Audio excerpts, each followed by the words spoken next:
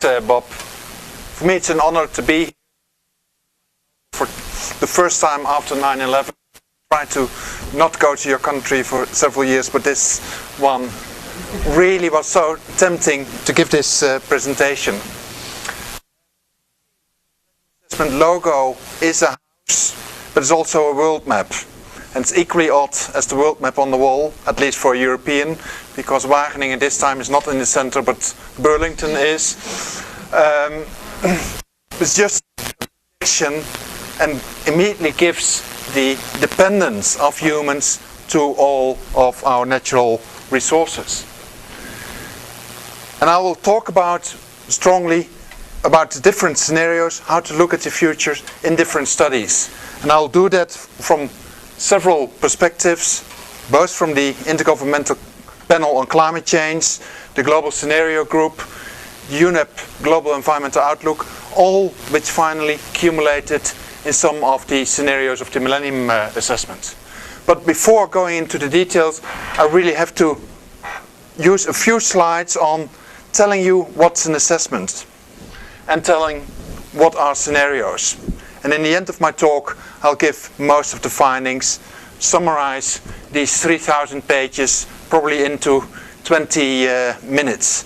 There's much more methodology approaches, of course, in the background. We can talk about that after the talk or over the internet. Now, if we look at the different assessments, if we look at the last 20 years, started in '72 with the big Stockholm conference on the environment, then the big Rio conference 20 years later in 1992, a lot of the policy on environment actually takes the precautionary principle as one of the approach.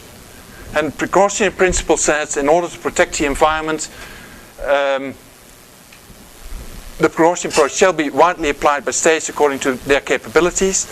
When the threats of serious or irreversible damage, lack of full scientific certainty shall not be used as a reason for postponing cost-effective measures to prevent environmental degradation.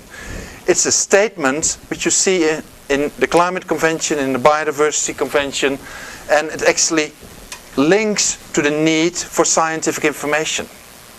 Complete scientific information, incomplete scientific information, but really policy, strong policy information. If you look at assessments, and especially integrated assessment, which orient at different problems, you really get focus at a number of questions. For example, the current state and trend report really tells you what's happening with relation to ecosystems, ecosystem services, and biodiversity.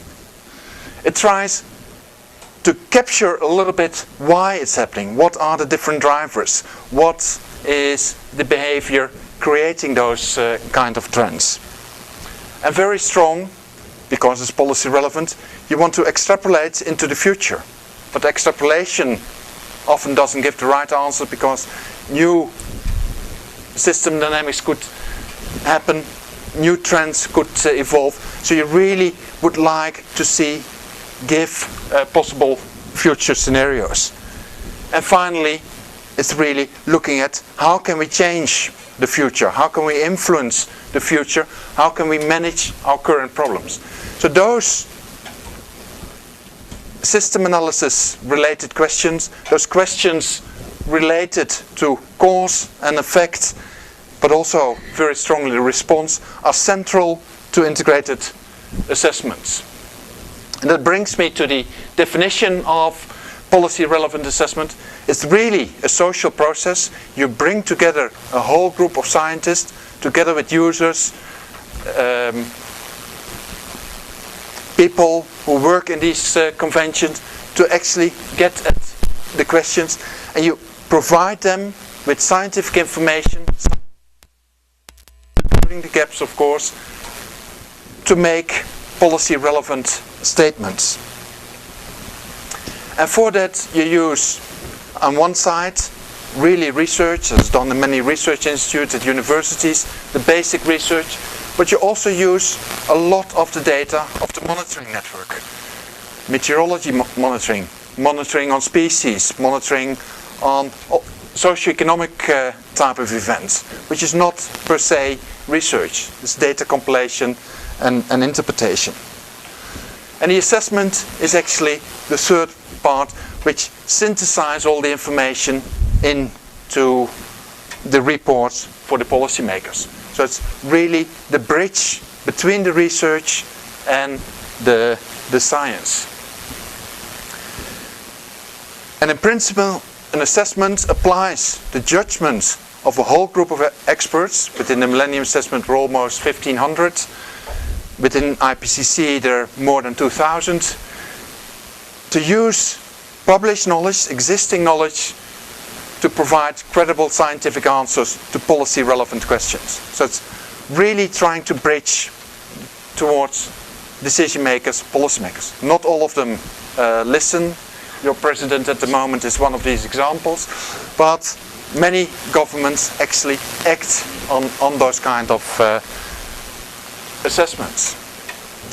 Now, a lot of people think an assessment is actually very similar to a review. It's not. A scientific review, Bob can write one, I can write one, you all can write one, but there are big differences. The scientific review is very much targeted at other scientists, and mostly at scientists of your own discipline, while an assessment is targeted at decision makers. A review is done by one person or a small group of persons. The assessment always by a very big multidisciplinary group of experts. Topic of a review is simple and narrow. Assessment broad and complex. Gap identification of reviews much more into the basic research, and for the assessment problem driven. In a review you never get uncertainty statements, only one is needed to set your own hobby horse. The uncertainty statement, what do we know, how much do we know, is actually essential in the different assessments. The judgment statement, most of the time, if you know the person who's written the review, you know his judgment, you know his biases. But they must be very transparent and clearly flagged within the policy relevant assessment. Otherwise you will be heavily criticized. So an assessment is not an advocacy piece. Review can be an advocacy piece, just to get funding. Coverage, exhaustive, often historical. The coverage should be broad enough to actually deal with a lot of the uncertainty. In a review, most of the time, there's very little synthesis of the field. Although people call it a synthesis, it's most of the time narrow. That's one of the essential elements within an assessment, to really capture the knowledge and to synthesize it into broad-scale messages. That's what I'll also try to do with respect to scenarios in this presentation. So a policy-relevant assessment is not a research project. It's done by researchers, it's done by experts, but the policy-relevant assessments based on all of the material which is already published in the literature. Sometimes you can use models to actually do some new runs, etc., but most of the times you don't. And the IPCC has a very, very clear directive on that. Grey literature is not cited, only peer-reviewed one. I've already said that from the review paper. An assessment is also not an advocacy piece. It's really trying to give a balanced view of what we know and what we don't know. And although some authors probably disagree or try to put their pet horses into, it's really not a vehicle to promote your own work. So it's the assessment as it is for policy. Of course you can use it, and you can use those reports to extract the next items on the scientific agenda. The policymakers are probably not interested in it because it costs money. So most assessments do not have a research agenda in them. the next step I have to define are a little bit on these scenarios. There are very many different ways of doing scenarios. I don't know if these ladies are also available here in Vermont, but you pay a lot of money, they look you into the eyes and give probably a plausible future. Really, if you do a scenario, you have to look a little bit at different things. Just to make clear, because both in the literature, both in newspapers, radio shows, etc., there's a lot of misunderstanding on scenarios. That's why I made this diagram. On one axis is causality. How much do we know of the underlying processes? Do we know everything? Do we know very, very little? And on the other side is the axis of uncertainty. How much data do we have? Is uncertainty low? We have a lot of data. You can do empirical exercises, etc., analysis. If the uncertainty is high, you probably have very, very little data. So if you're in this area, we have a lot of data, you understand the processes. It's really with the car manufacturers or an engineer who has developed a bridge. He has to know how much cars will pass that bridge, the strength of the materials, the span, etc. And still, sometimes it goes wrong. If you have a lot of ideas about the different processes, you have a lot of data, like a meteorologist, with the ships, with the satellites, with all the ground measurements, and all the processes of how the atmosphere works, at least over the coming days, you can make a prediction. A prediction always has a probability attached to it. 60% chance that it will snow today. And then you take your precaution. You stay home, or you take an umbrella, or you put on warm clothes. I've never seen a weatherman on television who used scenarios. So it gives you 3 or 4 different predictions and let you choose. It's not his job. It's really the probability statements. Then, if you don't know the process, you go much more into a projection. You have a lot of data, you can interfere empirical relationships from those kind of data and make extrapolation. That's what I call a projection. The scenario is really when you think you know a lot of the processes, but you have little data. So you explore the different spaces and you make scenarios. You really ask yourself, what if? So a probability statement is almost impossible to attach to a scenario. With scenarios, you always have 4. What if there's no climate change? What if there's a lot of climate change? What if the Kyoto Protocol starts to work, etc.? So you make comparison between the scenarios, and from that you draw your lessons. And of course, there's the area where you don't have data, where you don't have insights in the processes. You're into pure speculation, nice for over a beer. And of course, you want to go from this corner to that corner whenever possible. But if you look at a lot of the environmental problems, it's so complex that scenarios is still the major tool.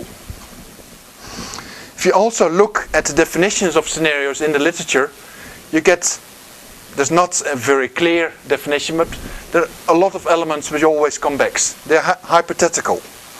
They're possible or plausible or not implausible future pathways of how a certain thing could develop. This is always described dynamic processes. So a scenario is not an endpoint, it's really a long pathway. In a scenario, you have statements of the underlying driving forces, the different events and the consequences. And you start from a current initial state towards a final state. So you really have a clear period in them. If you look at scenario development, for example, in IPCC in the early 90s, they really used expert judgment to develop the scenario. They went to the world's most famous demographer and said, give me the most likely outcome of population in 2050 and give me a high and a low. They went to the world's most famous economist, asked the same for GDP, for technology, etc., and combined the whole thing with the medium scenario, a high and a low, and everyone chooses the medium one as being the most likely. The problem with these kind of expert-based scenarios is there's actually very, very limited consistency between driving forces. We know that if you have you have a certain demographic development, it's actually linked to economic development. The reason that Europe has low economic growth is because it has a very old population. US has a younger population, China has an even younger population. So China has the highest economic growth. It's a very clear link there, labor forces, etc. Also in these scenarios you use very, very simple models, 4 or 5 factors to actually explore the relationships of the world. Simple, highly aggregated models. And these models very strongly neglect all kinds of interactions and very much important, the different feedbacks within the system. So over the 90s, this kind of traditional has actually developed quite strongly. Now here you see a typical graph from the 1992 report of IPCC, where they really synthesized all the different scenarios together. And becomes really a nice spaghetti diagram. Anything could happen. Personally, I don't think it's a very good thing because it doesn't communicate uncertainty. It just stresses uncertainty. Which is a wrong way because then decision makers don't act. But very much important in these kind of scenarios, they really already put the problem onto the view of the decision makers. That says Bob is because of the cartoonist. I didn't do that. It's just by accident. Okay, if we start looking at some of the scenarios, one of the most influential group for scenarios is really the Global Scenario Group. It's a group of people out of Boston, of the Stockholm Environment Institute, Paul Riskin, but then they actually collaborate with other people all over the world. They looked very much at scenarios already in the 80s, in the 90s, and developed a new type of approach called the narrative approach. Really telling a story on how the world developed. And they had 3 different scenarios, or a whole series of reports on looking at the choices, looking towards sustainability, and then the great transition where they finally describe their scenarios. They have a certain worldview. They really see that there are different eras in human history. And at the moment we should be in the Anthropocene, the world dominated by humans. Levels of organization, going from tribes to city to nations to some kind of globalization, global governance. The economy, from hunting-gathering to globalization. Communication, language, writing, talking, writing, printing, to the internet. And they really, in their scenarios, distinguish these kind of phases. And from this diagram, they actually evolve into the future. Now, looking at the scale, it's a logarithmic scale, 100,000 of years, 10,000 of years. It's actually quite funny if you calculate that into the future. In 2011, there should be some kind of a collapse, because then the globalization, the internet revolution will follow up each other within seconds. That's the consequence of a logarithmic scale. That's again the danger of extrapolating your trends and scale into the future. If you only look at the diagram, you say great, but if you just be critical and remain critical. Now their scenarios were 6. The first group of scenarios were the conventional world, the barbarization with the large breakdown and collapse, and then the great transition to green worlds, to nice and happiness. So in the first one, you had the market forces, strong competitive economies, globalization, and you get a mismatch between the economic drivers and the social drivers. So the economic drivers are really primary, and socio-cultural drivers are on the secondary place. Environmental problems continue. You can actually, within those kind of worlds, you can still add a lot of technology, add a lot of regulation, and move into a better world. So it's still a strong coordination. Within the barbarization, you get a very, very strong extreme. You get conflicts between different regions, and you get a negative spiral with all of the problems. And there, the fortress world is still a very strong divide between developing countries and developed countries, strong elite. So you get green worlds within a very strong, degraded and impoverished part. And then you have the greener world with much more, the small is beautiful, the romantic ideas of the early 70s, Schumacher et al., or the new sustainability paradigm with a lot of global solidarity, cultural crossovers, economic conversions, etc. So all these storylines were actually implemented in a whole set of drivers on population, economy, environment, equity. Some of them went up, some of them went down. There were certain transitions in these scenarios, and that's how they actually developed the whole set of scenarios. The Global Scenario Group was quite effective in IPCC in actually moving away from the traditional expert-based scenarios to including some of the narratives. And the first IPCC scenarios came out in 1992. They hadn't heard that the Berlin Wall had come down and some other changes occurred in the world. So at the end of the 90s, when some of the scientists had discovered that, they really wanted to have a set of new scenarios. And that became the special report on emission scenarios, the SRES scenarios. The mandate of this group, again a group of about 150 scientists from all over the world, was to look at existing scenarios and to update the old scenarios by also including a larger communities. The policymakers of IPCC at that time, or the users of the IPCC report, really strongly stressed, and this was already after Kyoto was accepted in 1997, they really strongly stressed that these scenarios should be baseline scenarios, and baseline means no climate change policies. So you can actually develop also scenarios with climate change policies, compare them together and see the effectiveness. And a very strong point, because it couldn't be done with a lot of the earlier scenarios, that the user community, people who assess impacts, people who looked at adaptive capacity and things like that, and mitigation scenarios, should be able to use those scenarios in a much, much better way than earlier. And of course, the whole procedures of these assessments with peer review and government consultations were central. Now, IPCC used the storyline, the narrative storyline of the Global Scenario Group, mainly to add coherency between all the different factors between and across the different scenarios.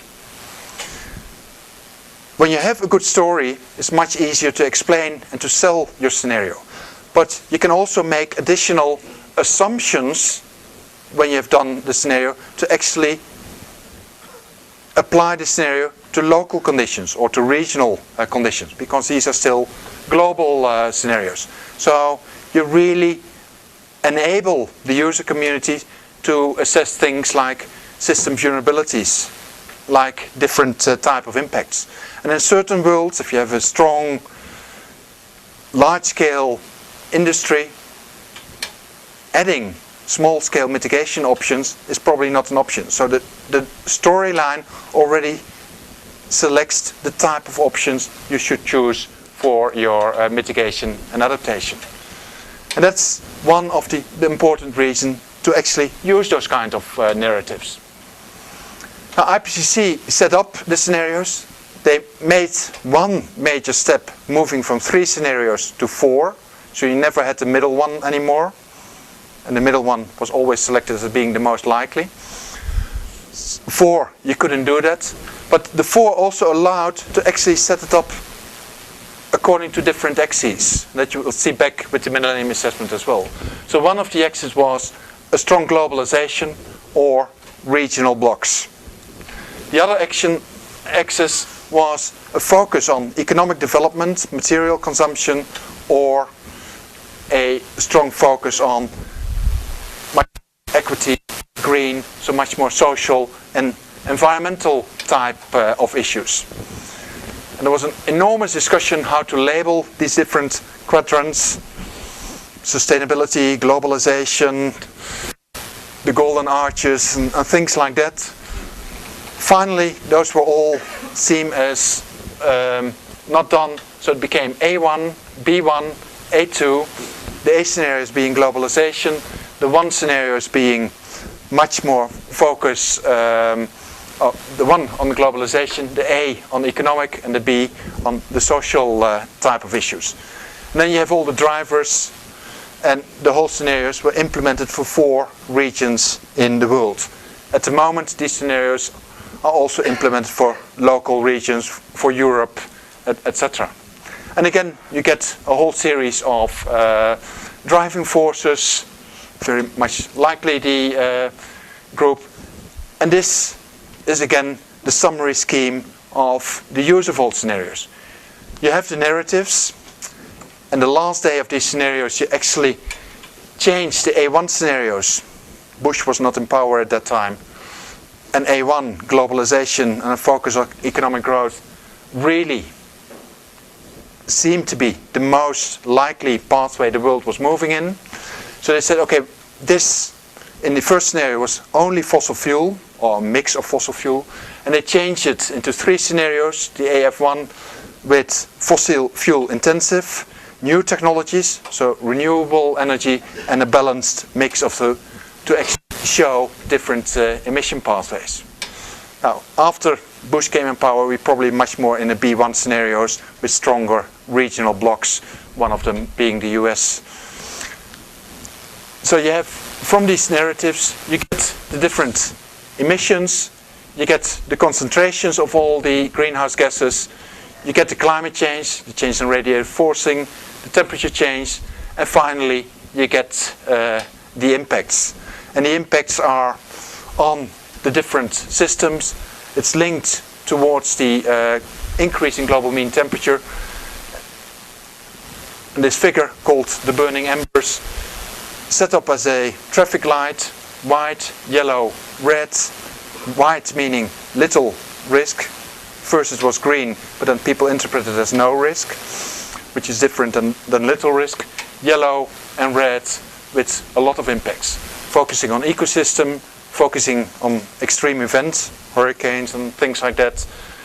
Regional impacts, global impacts, and the very big irregularities, surprises, like the melting of the Antarctic ice sheets, like the shutdown of the thermohaline circulation.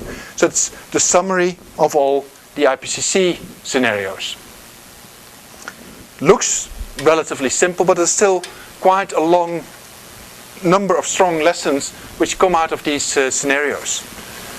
One of them is that the development or emission from these developments are not only related to climate change policies, but also to many, many other economic, financial, and environmental policies. Another, if there is not a very strong climate policies, in all these scenarios, the greenhouse gas emissions increase. And in none of these scenarios, the Kyoto Protocol is actually met. And there's a lot of uncertainty. If you focus much more on a green world, with energy efficiency, with renewable energies, you can actually halve the emissions after 2050. If you focus on energy consumption, no energy efficiency, and fossil fuels, you get a 5-fold increase. With similar type of population figures. So there's a lot of, based on your assumption, a lot of differences. Also, one of the lessons learned is large benefits between sustainable development and climate change policies. And an important lesson from these stress scenarios, that in all of these different scenarios, there are different sets of mitigation options and adaptation options, specific for each scenario. There is no silver bullet to actually solve the whole of climate change. So it's one of the exercises within the IPCC. Then there was the UNEP scenarios, and I found this a beautiful picture, which is actually in the UNEP Global Environmental Outlook book, introducing the scenarios. It's some of the high Andes lakes with clouds above it. But as you see, the scenarios which were used by the Global Environmental Outlook look very much similar as the global scenario group. Market first, policy first, sustainability and security. Again, elements from IPCC and the global scenario group put in there. Within the GEO, you already see some of the elements which were strengthened later in the Millennium Assessment. There are plausible stories how regions will develop over the next decade. And all these different stories have very large different consequences for the environment. One of the lessons from these scenarios is actually that there's an enormous time lag between policies, between the actual drivers and the occurrence of, for example, land degradation or decline in biodiversity. Another lesson from these scenarios is that there is a strong link between getting towards environmental and social goals, for example, the Millennium Development Goals, which were accepted at the Sustainability Conference in Johannesburg in 2002, and some of the other type of goals. The whole steps actually need a lot of time to be implemented. And also, the different type of policy should not only be mitigation policy, but also very strong adaptation and development policies. Again, the linkages between the environmental issues and the social issues. And new in this assessment of the global environmental outlook is actually the role of institutions. Institutions were not covered at all in IPCC, not in the global scenario groups, but here for the first time, and in the Millennium Assessment they were actually stronger again. So if we look, just to summarize some of the scenario development, if you look at scenarios, you really go from narrow, expert-based projections to much more integrated, multidisciplinary type of approaches. From expert-based to stakeholder involvement, especially looking at the user communities, involving them, how they look at the future, and not only model-based. From quantitative to actually a mix of quantitative and qualitative scenarios. And as you will see from the Millennium Assessment, the Millennium Assessment scenarios are very strongly qualitative, and models were used to actually illustrate some of the qualitative statements. From likely future to much more important lessons, what can we learn from these kind of scenarios? But if you look in the scientific literature in journals like Climatic Change, there's still a lot of discussion of how can we add probability to scenarios, how can we make them more realistic, etc. Do we really have one future, or do we have many more futures? With that introduction on assessment and some of the scenario assessment, I will step on to the Millennium Assessment. Here I will not only focus on the scenarios, but actually give you a broad overview of all the findings of the assessment. And I didn't know if the book was out. I haven't seen them on my desk, but probably 2 weeks later in Europe if they don't come by plane. So I downloaded the covers, but I'm happy to see them here also for the first time, except for the synthesis report which came out last March. And you see on the cover they're all hands of different people, different parts of the world with different ecosystem services. And the Millennium Assessment is really, as I said from Rosanne, a social process.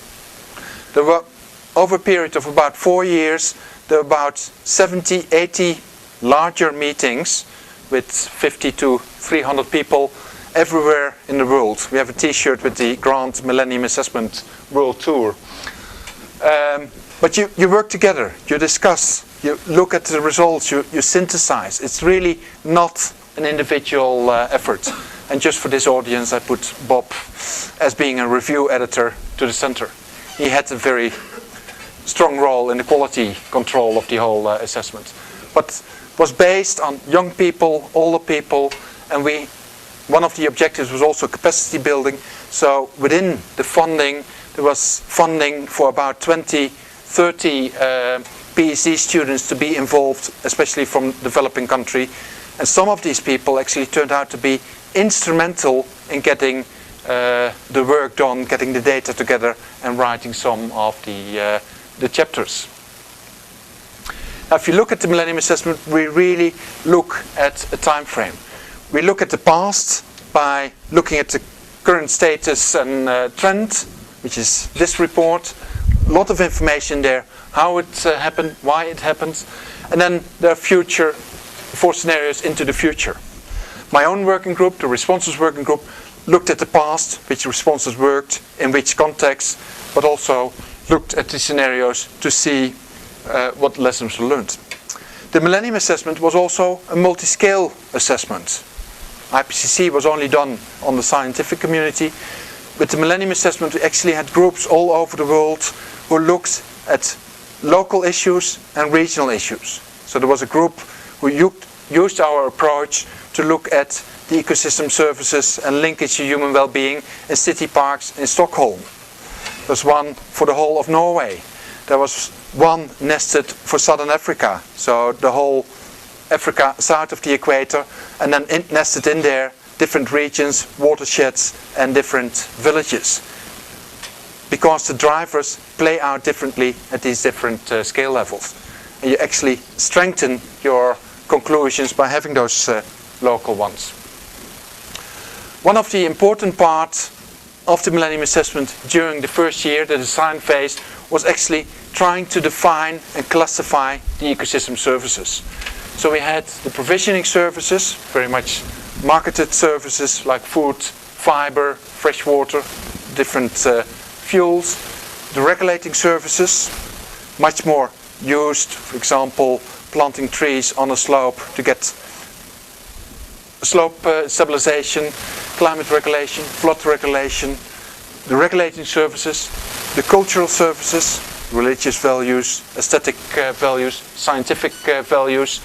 And then underlaying all those services were the supporting services. For example, the nitrogen cycle or the carbon cycle, those kind of things. So the link of services was then linked to human well-being. We choose the link to human well-being because there has been an assessment of biodiversity in the middle of the 90s. Again, one of those big volumes produced for the Convention on Biodiversity, but the Convention didn't ask for it and hasn't used it as well. It's also an assessment of biodiversity. And in that assessment, humans are very much only to blame for the decline in biodiversity. There's very little policy on how actually to work together with biodiversity, except for some conservation nature reserve parks. We want to really to sell our dependence on ecosystems, on biodiversity of humans. And by selling that dependence, really looking at those things. So you get the constituents of well-being, the security part, the basic material of good life, health, social relationship, and underlying that really the freedom of choice. We had a conceptual framework, how we actually worked in the Millennium Assessment with the different large-scale drivers, the direct drivers much closer to the changes, the different ecosystem services, and then the links to well-being. And the whole thing was done at the local, the regional, and the global level. Having this conceptual framework, this diagram as one of the diagrams, was actually very, very important, because it harmonized the ecologists, the economists, the political scientists in a similar way of thinking. The findings of the Millennium Assessment, really the bottom line, conclusion in one line, is that we are spending the Earth's natural capital at such a speed that we are really putting a strong strain on the ecosystems, and that the ability to provide the different ecosystem services into the future can not longer be taken for granted. It's a very negative message. But on the other side, the assessment also shows that through the scenarios, the future is really in our hands. We can reverse, if we want to, the degradation of these ecosystem services. And we don't see many activities in that direction yet, but it can be done. When the Millennium Assessment came out, and I'm still not sure if your work is becoming part of the cartoon in the Washington Post is more important than the paper in Science, but this was the cartoon on the Millennium Assessment in the Washington Post. I think it's really funny with the intelligent design and really captures some of the essence of the. And then in the Australian, where the Australian Prime Minister really want to ask for a second opinion, and look who he's turning to. So you really look at some of the assessment findings that food production has doubled very much in the last 40 years. Per capita even has grown. Prices has fallen. So a quite positive picture. But this has gone at the expense of the decline of many other ecosystem services, but supported the ever-growing population. Also, one of the finding is that some of the ecosystem services, especially ones that are marketed, are going well, but the degradation of other functions which are not marketed are declining. And if you count all of the ecosystem services, you actually get a very, very negative type of impact. The total economic value with managing ecosystem sustainably is often much higher than the value associated with the conversion. So if you sell your wood, you get a one-time profit. If you manage it sustainable, it's much, much better. A lot of these conversions still occur because of difference in ownership, in importances of the different ecosystem services. An important finding of the Millennium Assessment is that ecosystem services are really capital assets. But in a lot of the national accounts, they're not accounted for at all. A country could grow economically while cutting its forest, polluting air, water, etc.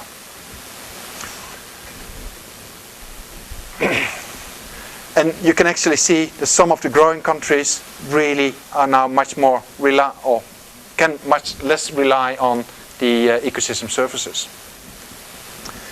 And one of the important advice of the Millennium Assessment is that the ecosystem degradation really should be made visible in national accounts, in environmental accounts, but also in the different economic accounts. The Millennium Assessment looked at different regions. And one of the regions of concern is really the drier systems in the world. In the arid areas, population growth is highest, net primary production is low, and you really see that the economic growth is at difficulty there. Also, again, linked to poverty, linked to those arid areas where most of the poor people live. We have the Millennium Development Goals to reduce poverty, to increase health, to improve gender issues, improve environmental issues by 2050. Now, really, the degradation of ecosystem is one big achieving those kind of Millennium Goals. So you really have to do it in a much more integrated way, looking at each goal to actually achieve them. In some areas, ecosystem recovery is on the way. For example, a lot of the rivers in the US, in Europe are getting cleaner. Fish is coming back, salmon is coming back. but there's still a lot of degradation in other worlds. If you look at the expansion of agriculture, it's actually quite big over the last 40 years. And especially now in the tropic, there's a strong conversion from forest into grassland, into agricultural fields. They're really new frontiers. How to solve it? That's while we were looking at the different scenarios. One of those scenarios, and here you see we didn't have the boring labels like the IPCC. The global organization, much more an A1 scenario. Let's go. How do you move to?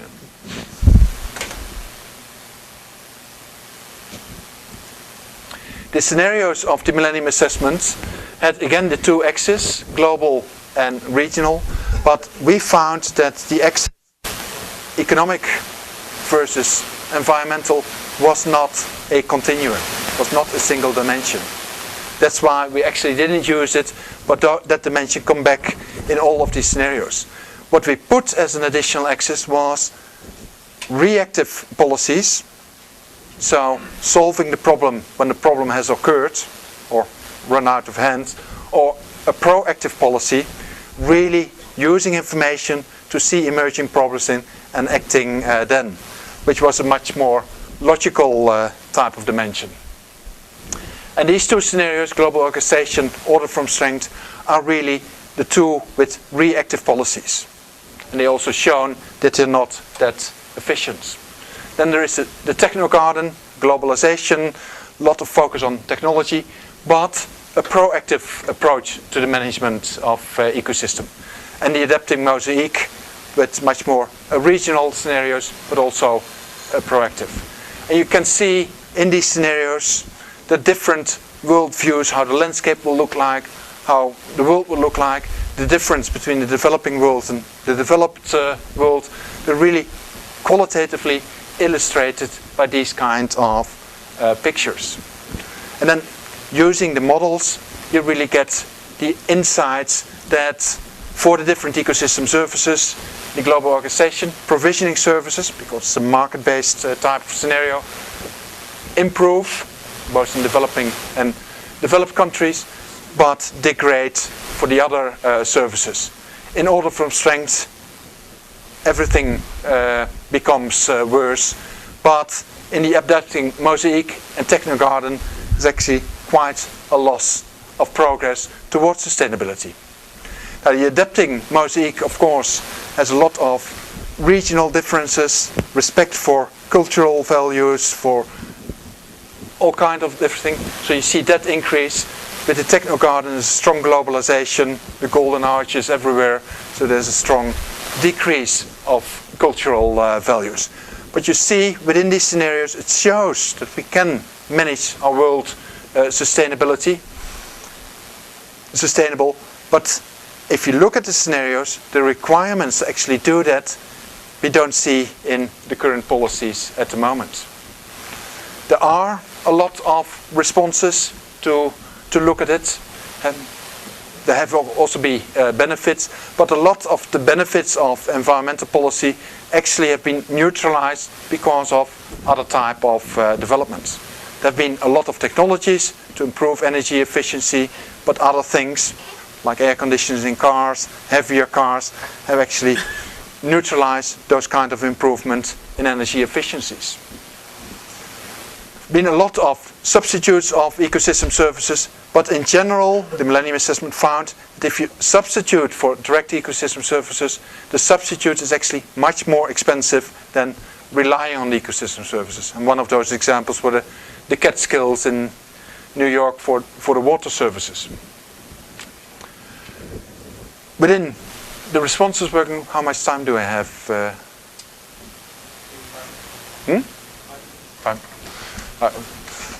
The strong dependence on the indirect drivers. So within responses working, you could actually make legislation directly on the problem, but those legislation could be neutralized because of changes in population, economic policy, and things much, much larger. So you really had to take a much more integrated approach to policy than just a problem-oriented approach. A lot of promising responses lie within the institutions, so developing the rules of the game for proper ecosystem management, but also at the same time improve transparency and accountability for managing ecosystem services and the different performance, so that people actually know both positive and negative developments. There are the economics. There are a lot of subsidies on all kinds of different things. Think about the agriculture subsidies in the US and Europe, which really distort a lot of the global food markets. So we should eliminate those kind of subsidies, but also, for example, subsidies on fertilizer, energy subsidies, etc., which have a lot of negative side effects. And there are a lot of instruments, economic instruments, market-based instruments, to actually improve. We see that with the provisioning services, but those should be applied for other services as well. Now, one of the examples of a working market is now the market in Europe for CO2, where there's actually quite a lot of activity going on to reduce CO2 emission just on market instruments. There are a lot of technological responses, but technology is not always positive. So you really have to promote the technologies that, for example, increase crop yield, but simultaneously reduce the environmental impact. Precision agriculture, those kind of things. We have to develop technologies to restore the different ecosystem services, and very much important, if you link it to climate change, promote technologies which are very much energy efficient and reduce the different greenhouse gas emissions. A lot of social and behavioral responses, and of course a lot of improving knowledge. Improving knowledge is very much important if we really want to move to a much more proactive type of policy. If you are proactive, you need a good monitoring system. You need to know how the world operates, because then you can anticipate on problems and future direction. But that needs much more investment in research than is done at the moment. Now, in conclusion, if you look at a lot of the ecosystem services, the real value of all those systems really should be taken into account, not only market values. If people manage ecosystem services sustainably or better, they actually should be paid for doing that. And a lot of those management is not paid at the moment. At the moment we have a lot of, it's a buzzword within governance, integrated policy, integrated coastal management, integrated forest management, etc. The integrated there is not really integrated. It's because 2 or 3 ministries collaborate. But when you want to have a real integration, you also want to have the vertical integration. The people who live in the forest, the people who are dependent from the forest, the local municipals to the national and the international governments. So the real integration which should happen is much more a vertical integration than just a horizontal integration within governments. And then we really should be able to protect the natural assets much better. And that's also dependent on the policy integration. Now, if we look at some of the quotes on the Millennium Assessment, the World Business Council for Sustainable Development in Geneva, when it came out, said business cannot function if ecosystems and the services they deliver, like water, biodiversity, food and climate, are degraded or out of balance. Anthony Bergmans, the CEO of Unilever, one of the biggest food company in the world, really pushed it very hard. The solutions of past are often not robust enough under the conditions of global change and need to be rethought and re-implemented. Together with Anthony Bergmans, I presented the Millennium Assessment to the Dutch Parliament, and we had a 4-hour Parliament hearing on this, and he was very strongly attacked that business would not take measures because it would cut their forest or cut their profits. Almost the same word. When you become jet lagged. So it's And he very strongly opposed that Liberal member of parliament saying, no, we are depending from that. And even if you have an aluminium plant, you are depending of cooling water and those kind of things. The ecosystem services has to be taken into account.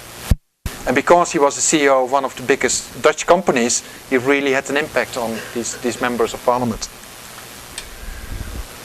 And Jonathan Lesch of the World Resources Institute really want to have a much stronger engagement between NGOs, between the private sector, between science.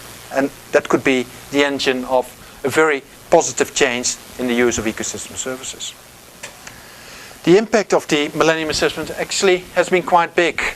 There are several, including one of the cover articles in The Economist, which is most of the time not read by environmentalists, but reaches out of a completely different audience, a very, very positive article.